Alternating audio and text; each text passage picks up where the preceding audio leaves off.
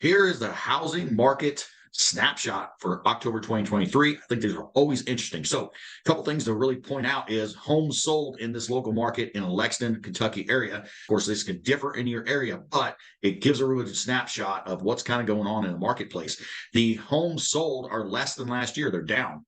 However, look at the home prices. The median price points went from $235,000 to $257,500 in this local area. It's a 10% increase. Even though we've seen interest rates at 7, 8%, the homes are still being sold for more year over year. So this is what we're looking at here, 10% raise.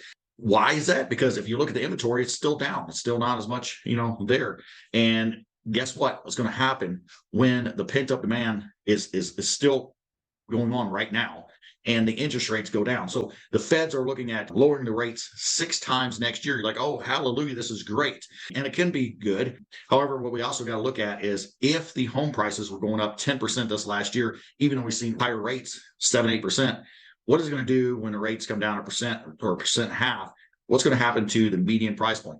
The median price point at 257 year over year, we could be sitting here next year in this local market at $275,000 to $280,000 pretty quickly. Maybe if you look at a 10% increase last year with the home prices up, even if it's the same amount, we're looking at what, $283,000 for that same home. So we got to look at like what's the strategies right now to get you in a home and get your interest rate actually bought down, maybe by the seller, do some really creative financing. That way you can get in before the home prices go from 257 median price point to 283, 290, and then cost you more in the long run. So as they always say, is you can always get a lower rate. You can always refinance, but you cannot lower the price point once you go ahead and buy it. So that's something to really consider. So you look at all these other stats here, like how long it's on the market. So if you look at the average days on the market, 36 days right now, that's up from 20% from last year, year over year. What's that mean for you, the buyer? That means right now, before these rates come down, that there are opportunities because it is sitting on the market slightly longer. Personally, we're getting people to negotiate their loan set up in a way that they get a better interest rate right now. They lower the interest rate, get in the home, get some things paid for, come to the table with less money. So there's a lot of good things happening when you look at those stats right there. So if you read inside the stats, what can that mean for you, the buyer, and why it's an opportunity right now? Again, when the rates are cut 6 times next year, that's going to lower. It could be 1%, half or so.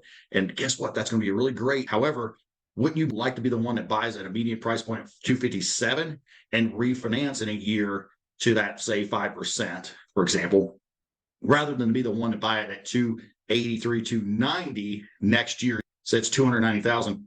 And now you're at 5%, for example, same rate. You have a loan amount $33,000 more by waiting. So choice is yours. Look at those stats. Let me know what you think about it. How much are you seeing prices go up? What do you think is going to happen when the rates come down? Love to hear from you. Talk soon.